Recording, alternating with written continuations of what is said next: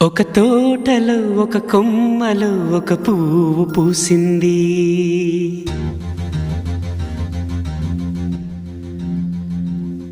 మహారాణిలా మహాలక్ష్మిలా ఆ పువ్వు నవ్వింది.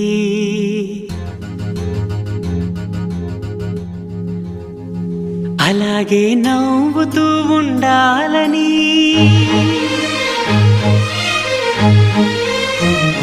అలాగే నవ్వుతూ ఉండాలని నింగి నేల వాగు వంక చెట్టు చేమ గువగూడు ఆశీర్వదించాయి.